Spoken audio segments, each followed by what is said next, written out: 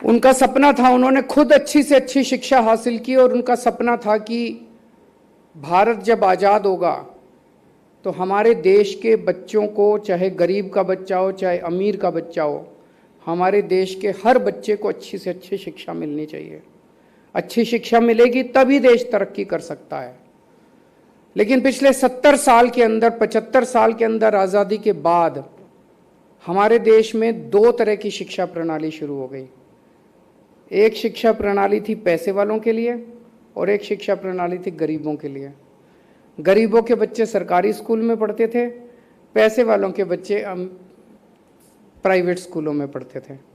सरकारी स्कूलों को जानबूझ के 75 साल में और खराब और खराब और खराब कर दिया गया।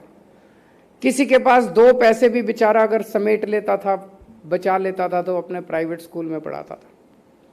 जब हमारी सरकार बनी, हमारे पास दो मॉडल थे। कई लोग मुझे आके कहते थे कि आप एक कानून पास कर दो कि आईएएस अफसरों के, मंत्रियों के, नेताओं के बच्चों को सरकारी स्कूल में डलवाया जाए। बोले जी देखो, अगर सारे आईएएस अफसरों के और मंत्रियों के इनके बच्चे सरकारी स्कूल में जाने लगेंगे तो अपने आप ही ठीक हो जाएंगे। मैंने कहा हम ये मॉडल लागू नहीं करेंगे, हम दूसरा मॉडल लागू करेंगे। हम सरकारी स्कूलों को इतना अच्छा बना देंगे कि ये सारे लोग अपने आप अपनी इच्छा से अपने बच्चों को सरकारी स्कूल में भेजना चालू करें। जब हमने ये सोचा था और इस भावना को लागू किया, हमें उम्मीद नहीं थी कि इतनी जल्दी हम ये अचीव कर पाएंगे। 5 साल की सरकार में ही हम अचीव कर पाएंगे। 75 साल तक बाकी ये सारी पार्टियां, सारी सरकारें नहीं कर पाई। हमें लगता था काफ़ी टाइम लगेगा, लेकिन आप सब लोगों का, टीचर्स का सहयोग मिला, पेरेंट्स का सहयोग मिला, जनता का सहयोग मिला, बच्चों का सहयोग मिला, प्रिंसिपल्स का सहयोग मिला, आप सब लोगों के, ऑफिसर्स का सहयोग मिला।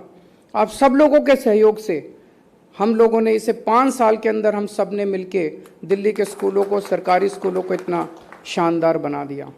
तो आज हालत ये है कि हमारे कई एमएलए ऐसे हैं जिनके बच्चे, हमने उनको फोर्स नहीं किया, वो इच्छा से अपने बच्चों को सरकारी स्कूल में पढ़ा रहे हैं।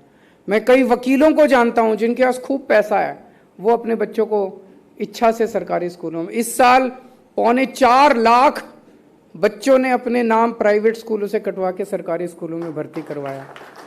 तो मुझे बेहद खुशी है कि बाबा साहब अम्बेडकर का जो सपना था कि इस देश के गरीब और अमीर बच्चों को एक जैसी अच्छी शिक्षा मिलनी चाहिए, वो सपना अब पूरा हो रहा है।